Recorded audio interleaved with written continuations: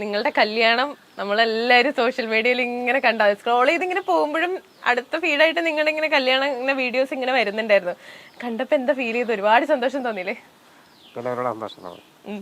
പ്രത്യേകിച്ച് ഒച്ചറ അമ്പലത്തിൽ വെച്ച് ഞാൻ അവിടുത്തെ സ്ഥിരം ഒരു ആളാണ്. കാരണം ഇരിക്കുമ്പോൾ എല്ലാം ഇങ്ങനെ ഒരു ആഗ്രഹം തോന്നിയിട്ടുണ്ട്. എപ്പോഴെങ്കിലും ഇങ്ങനെ ഒരു സംഭവം ഉണ്ടെങ്കിൽ അത് ഇവിടെ വെച്ച് നടന്നാൽ കൊള്ളാതിരിക്കും ആഗ്രഹമായിരുന്നു അല്ലേ? ആഗ്രഹം അല്ല, അപ്പം നമുക്കിങ്ങനെ ഒരു അവിടെ വെച്ച് കല്യാണം ലൈഫിൽ ഇങ്ങനെ ഒരു സംഭവം നടക്കും നമുക്ക് അറിയത്തില്ലല്ലോ. അപ്പം അമ്മയുടെ അച്ഛൻ്റെ ഒരു കാലം കഴിഞ്ഞാൽ അല്ലെ അവർക്ക് എന്തെങ്കിലും വയ്യാതെ വന്നാൽ നാളെ നമ്മളെ ആര് നോക്കും എന്നൊരു ചോദ്യം വരുമ്പോൾ അന്നേരം പിന്നെ നോക്കാം എന്നുള്ള രീതിയിൽ അന്നേരം ഉച്ചറയിൽ ഞാൻ ടൈം കിട്ടുമ്പോൾ എല്ലാം ഉച്ചറയിൽ പോകും ഞാൻ. അന്നേരം അവിടെ മിക്ക ദിവസവും കല്യാണങ്ങളും കാര്യങ്ങളെല്ലാം ഉണ്ട്. അന്നേരം അവിടെ ഇങ്ങനെ എനിക്കൊരു അന്നേരം പെട്ടെന്ന് എന്തോ ഒരു ടൈമിൽ മനസ്സിലിങ്ങനെ തോന്നിയത് ഏതെങ്കിലും ഒരു സമയത്ത് ദൈവം ഇങ്ങനൊരു കല്യാണ സംഭവം തന്നാൽ അവിടെ വച്ച് ഭഗവാനൊന്ന് നടത്തി തന്നെ സന്തോഷം. പക്ഷെ അത് ആഗ്രഹങ്ങൾ ഇന്ന് വരെ എന്തൊക്കെ ആഗ്രഹങ്ങൾ മനസ്സിൽ തോന്നിയിട്ടുണ്ടോ അതെല്ലാം ഭഗവാനൊക്കെ നടത്തുന്നുണ്ട്. അങ്ങനെയാണ് ശാന്തിനി ചേച്ചിനെ കിട്ടിയത്. എങ്ങനെയായിരുന്നു നിങ്ങളുടെ ഒരു കല്യാണമൊക്കെ? അറേഞ്ച്ഡ് മാരേജ് ആയിരുന്നോ ലവ് മാരേജ് ആയിരുന്നോ? അറേഞ്ച്മെന്റ് മാരേജ് അല്ലേ. എൻ്റെ ഒരു കൂട്ടുകാരി ചങ്ക് ആയ ടീച്ചറിൻ്റെ ഒരു കഴിവുകൊണ്ടാണ് ടീച്ചറിൻ്റെ കൂട്ടുകാരി ജിജിബാ. അപ്പൊ കല്യാണത്തിന് കാരണമായിട്ടുള്ള 2 ആൾക്കാരാണ് നമുക്ക് കിട്ടിയിരിക്കുന്നത്. പറഞ്ഞോളൂ, എങ്ങനെ ഈ കല്യാണം നടന്നേ? ഞാൻ ഫേസ്ബുക്കിൽ വീഡിയോ കാണുന്ന ഒരു സമയത്ത് ഇദ്ദേഹത്തിൻ്റെ ഒരു ഫസ്റ്റ് വീഡിയോ കാണാനിടയായി. അപ്പം ഞാൻ സ്കൂളിലെ ജോലിയോടൊപ്പം തന്നെ മാർക്കറ്റിംഗ് ചെയ്യുന്നുണ്ടായിരുന്നു പാർട്ട് ടൈമായിട്ട്. അപ്പം ഇദ്ദേഹത്തിന് കുറേ ടാലൻ്റ് ഉണ്ടെന്ന് മനസ്സിലാക്കി എൻ്റെ ബിസിനസ്സിലേക്ക് ഇൻവൈറ്റ് ചെയ്യണം എന്നുള്ളൊരു ഉദ്ദേശത്തിലാണ് ഫസ്റ്റിൽ ഞാൻ കോൾ ചെയ്യുന്നത്. അപ്പോൾ വിളിച്ചു കഴിഞ്ഞപ്പോഴത്തേക്കും പുള്ളിക്കാരൻ്റെ സാഹചര്യങ്ങളൊക്കെ കേട്ടപ്പോൾ എനിക്ക് പുള്ളിക്കാരൻ്റെ ഒരു ബെസ്റ്റ് ഫ്രണ്ട് ആവണമെന്ന് തോന്നി. പിന്നീട് അദ്ദേഹത്തിനൊരു കൂട്ടിനെ ഒപ്പിച്ച് കൊടുക്കേണ്ടത് എൻ്റെയും കൂടെ ഒരു ഉത്തരവാദിത്വമായിട്ട് എനിക്ക് തോന്നി. അങ്ങനെ ഞാൻ മാത്രമല്ല, ജയശ്രീ എന്ന് പേരുള്ള കോവൂരുള്ള വേറെ ചേച്ചി എന്നെക്കാൾ കൂടുതൽ ഈ ഒരു ബന്ധം ഇവിടം വരെ എത്തിക്കാനായിട്ട് ഇതിൻ്റെ ഒപ്പം ഒരുപാട് തവണ ഞങ്ങളുടെ കയ്യിൽ നിന്ന് മാറി മാറി പോയായിരുന്നു. അവിടെയൊക്കെ ഇത് പോവാതെ പിടിച്ചു നിർത്തി ഇവിടം വരെ കൊണ്ടുവന്നു. പിന്നെ എൻ്റെ ഏറ്റവും അടുത്ത എൻ്റെ സ്റ്റുഡൻറ്റിൻ്റെ അമ്മയാണ് ഇത്. അപ്പം ബ്രൈഡൽ മേക്കപ്പൊക്കെ ഞാൻ ചെന്ന് പറഞ്ഞപ്പോഴത്തേക്കും ഇദ്ദേഹമാണ് എല്ലാം സെറ്റ് ചെയ്തൊക്കെ നമുക്ക് തന്നത്. അപ്പോൾ ഇദ്ദേഹത്തിന് ഞാൻ വേറെയും 1-2 പ്രപ്പോസലുകൾ കൊണ്ടുവന്നിട്ടുണ്ടായിരുന്നു. അപ്പം നമ്മൾ ചെല്ലുന്ന സമയത്തൊക്കെ അവർ നോക്കുന്ന ഇദ്ദേഹത്തിൻ്റെ ഡിസബിലിറ്റി എത്രത്തോളം ഉണ്ട് ആ ഒരു സ്റ്റാൻഡിൽ നിന്നിട്ടാണ് അവർ അതിനെ മെൻഷൻ ചെയ്തത്. പക്ഷേ അദ്ദേഹത്തിൻ്റെ ടാലൻ്റ് ആരും ശ്രദ്ധിച്ചില്ല. അങ്ങനെ ഇരിക്കുമ്പോഴാണ് ഞാൻ ഈ കുട്ടി എൻ്റെ മുമ്പിൽ ഒരു ഉത്സവത്തിന് ഞാൻ പരിചയപ്പെട്ടു. അപ്പം എനിക്ക് തോന്നി ഒന്ന് പ്രപ്പോസ് ചെയ്യാമെന്ന്. അങ്ങനെയാണ് ഞാൻ പുള്ളിക്കാരിയുടെ മൈൻഡ് എന്താണെന്ന് ആദ്യം ചോദിച്ചു. പുള്ളിക്കാരി ഓക്കെയാണ്, വീട്ടുകാരുടെ സമ്മതം മാത്രം മതിയായിരുന്നു. അങ്ങനെ വീട്ടുകാരുമായിട്ട് അപ്രോച്ച് ചെയ്ത സമയത്ത് എല്ലാവരും വേണ്ട എന്നുള്ളൊരു തീരുമാനമായിരുന്നു. കല്യാണത്തിൻ്റെ അടുത്ത സമയം വരെയും ഒക്കെ വളരെ കാര്യം ഇദ്ദേഹം ആരാണെന്ന് ആരും ചിന്തിക്കുന്നില്ല. പിന്നീട് കല്യാണം കഴിഞ്ഞ സമയത്ത് നേരെ വിപരീതമായിട്ടുള്ള ഒരു സിറ്റുവേഷനാണ്. കാര്യം ഇപ്പം ഇങ്ങോട്ട് വന്ന് ഓരോരുത്തർ എൻ്റെ അടുത്ത് ചോദിക്കുക, എന്നോട് ചോദിച്ചില്ലല്ലോ എന്ന് ഓരോരുത്തർ ഇപ്പോൾ വന്ന് എന്നോട് ചോദിക്കുക. അത്രത്തോളം പ്രപ്പോസ് ചെയ്തില്ലല്ലോ എന്ന് ഇദ്ദേഹത്തിനെ. കല്യാണത്തിന് ശേഷം ഒരുപാട് പേര് എൻ്റെ അടുത്ത് വന്നിട്ട് ചോദിച്ചാൽ എന്നോടൊന്നും ചോദിച്ചില്ലല്ലോ എന്ന്. പക്ഷെ അതിനു മുമ്പ് ഒരുപാട് പേരോട് ഞാൻ ഒരുപാട് സിറ്റുവേഷൻസിലൂടെയാണ് ഇവിടം വരെ എത്തിയത്. പക്ഷെ ഇപ്പം എനിക്ക് 100% ഉറപ്പുണ്ട്, അദ്ദേഹത്തിന് 2 പേരും പരസ്പര പൂരകങ്ങളാണ്, അങ്ങോട്ടും ഇങ്ങോട്ടും ഹെൽപ്ഫുള്ളാണ് 2 പേരും ലൈഫിൽ. അങ്ങനെ തന്നെ മുന്നോട്ട് പോട്ടെ. ആ ഒരു ഫസ്റ്റ് മീറ്റപ്പ് എങ്ങനെ ഉണ്ടായിരുന്നു? ഫസ്റ്റ് കാണുന്ന സംസാരിക്കുന്ന ആ ഒരു സമയം എങ്ങനെ ഉണ്ടായിരുന്നു ചേച്ചി? എങ്ങനെയായിരുന്നു? ചേട്ടൻ അത്യാവശ്യം സംസാരിക്കുന്ന കൂട്ടത്തിലാണ്, ചേച്ചിയാണെന്ന് തോന്നുന്നു അധികം സംസാരിക്കാത്തൊരു കൂട്ടത്തിലാണെന്ന് തോന്നുന്നു അല്ലേ? ആദ്യം സംസാരിക്കാതെ ഞാനാണ് സംസാരിക്കുന്നത്. ഞാൻ എൻ്റെ ഒരു കൂട്ടുകാരനും എൻ്റെ കൂടെ ജോലി ചെയ്യുന്ന ജീനെന്ന് പറഞ്ഞ എൻ്റെ ചങ്കോട്ടാണ് ഫസ്റ്റ് പെണ്ണാണ് അമ്പലത്തിൽ. ഈ കൂട്ടുകാർ വന്ന് നമുക്കിത് അറിയത്തില്ലല്ലോ, നമ്മുടെ ലൈഫിൽ ഇങ്ങനെ സംഭവം ഉണ്ടെന്ന് പോലും നമുക്കറിയത്തില്ല.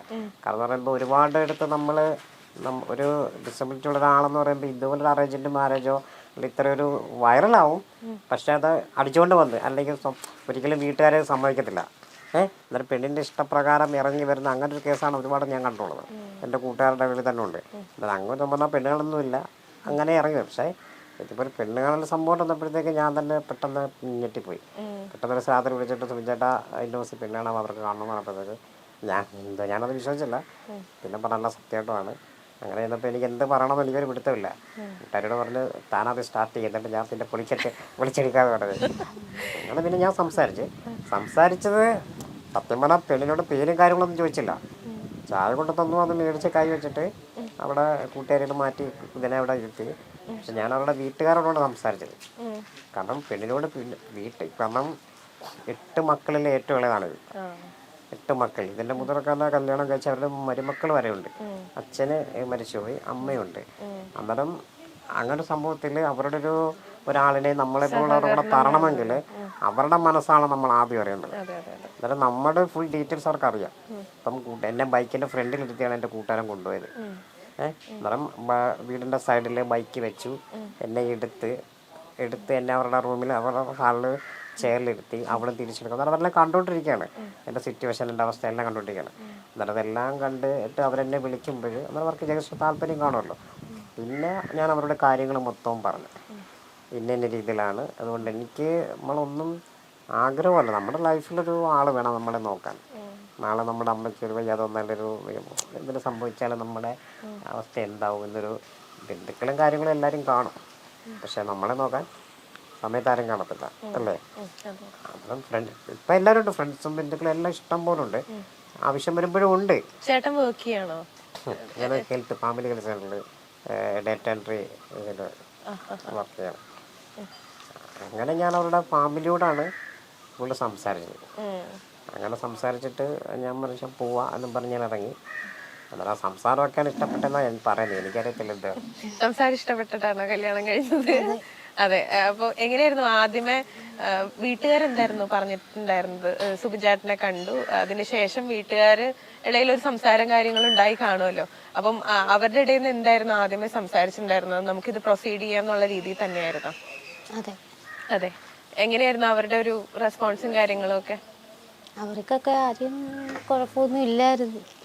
പിന്നെ എന്താന്ന് വിചാരിച്ചിരിക്കെ നിന്നേ പിന്നെയും പൊക്കി പിന്നെയും വന്നാ തയ്യാലോന 2-3 വട്ടം ഇത് പോയതാ. അവരുടെ ഇടയിൽ തന്നെ പല അഭിപ്രായങ്ങൾ, മക്കളും മരുമക്കളും ഉണ്ടല്ലോ. കാരണം എന്നെ അറിയാവുന്നവർക്കറിയാം, ഈ നാട്ടിൽ എന്നെ അറിയുന്നവർക്ക് നല്ലോണം അറിയാം ഇപ്പം ഞാൻ എങ്ങനെയാണ് ഏതാണെന്ന് ഇപ്പം അറിയാം. പക്ഷെ എന്നെ ആദ്യമായിട്ട് കാണുന്നവർക്ക് ഇപ്പം നമ്മുടെ രീതി നടക്കാൻ പറ്റുന്ന ആള് ഇപ്പം ഒരു കല്യാണം കഴിച്ചാൽ നാളെ അതിൻ്റെ ഭാവി എന്താവും, കല്യാണം കഴിഞ്ഞു കഴിഞ്ഞാല് കുറെ ബുദ്ധിമുട്ടേണ്ടി വരും എന്നൊക്കെ പറഞ്ഞ ആരെങ്കിലും അല്ല ഓട്ടോമാറ്റിക് സംഭവം വരുമല്ലോ.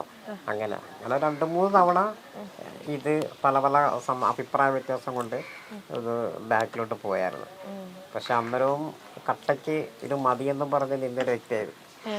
അപ്പോഴേക്കും എനിക്ക് തോന്നുന്നത് നിങ്ങളുടെ ബോണ്ട് കുറച്ചുകൂടി സ്ട്രോങ് ആയിട്ടുണ്ടാവും. ഫോൺ വിളികളും സംസാരങ്ങളൊക്കെ ആയിട്ടുണ്ടാവും. ഒന്നും ഉണ്ടായില്ല. അടിപൊളി. മെസ്സേജ് ഫോൺ വിളി ഒന്നുമില്ല. ഏകദേശം 1.5 മാസം. ഞാൻ കാര്യങ്ങൾ അറിയുന്നത് കൂട്ടുകാർ വഴിയാണ്. അവർ കൂട്ടുകാരെ വിളിക്കും, ഞാൻ കൂട്ടുകാരെ എന്നെ വിളിക്കും. എനിക്ക് നമ്മൾ ലാസ്റ്റ് ടൈമാണ് പിന്നെ അവർ ഡയറക്റ്റ് എൻ്റെ നമ്പർ മേടിച്ചിട്ട് എന്നെ വിളിച്ചത്. അല്ലാതെ ഫോണും കാര്യങ്ങളൊന്നുമില്ല. കാരണം ഇതിന് ഫോണില്ല.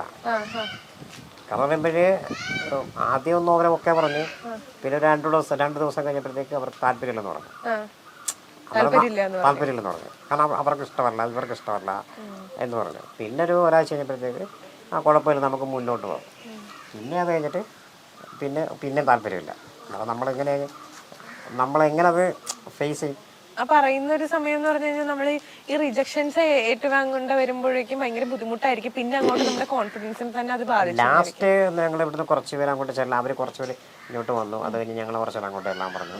ഞങ്ങൾ അങ്ങോട്ട് അന്നേരം ഒരു ഡേറ്റൊക്കെ എടുക്കുന്നൊരു തീരുമാനം ആയി. പിറ്റേന്ന് തന്നെ നമുക്ക് ഡേറ്റൊക്കെ ഫിക്സ് ചെയ്യാം, എല്ലാം ഓക്കെ പറഞ്ഞിട്ട് പിറ്റേന്ന് തന്നെ അവർക്ക് വീണ്ടും അഭിപ്രായ വ്യത്യാസങ്ങളായി. ഇത് ഫുള്ളി നെഗറ്റീവായി. അപ്പോഴത്തേക്ക് നമ്മൾ ഫുള്ള് ഡൗൺ ആയി, എല്ലാവരും ഡൗൺ ആയി. കാരണം പിന്നെ മൊത്തത്തില്ല. അപ്പോഴത്തേക്ക് ഞാൻ പിന്നെ കുട്ടികളെ വിളിച്ചിട്ട് വേണ്ട, കേസ് വിട്ടാരെ, കാരണം വരാനുള്ള നന്ദി വരും.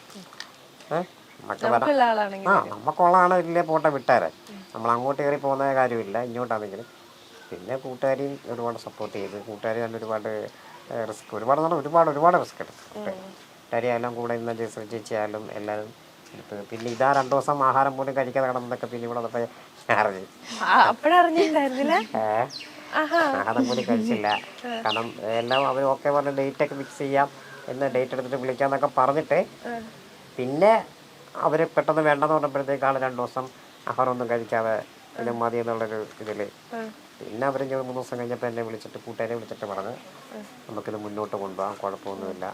ചിലപ്പോൾ കൂട്ടുകാർ പറഞ്ഞു എന്നെ വിളിക്കണ്ട, അതിനെ വിളിക്കണ്ട, കാരണം നിങ്ങൾ 2-3 വട്ടം പിന്മാറി, പിന്നെ എന്തോ എങ്ങനെ രീതി അന്നേരം എന്നെ വിളിക്കാൻ പറഞ്ഞു. എന്നെ വിളിച്ചപ്പോൾ ഞാൻ അതേ രീതി പറഞ്ഞു.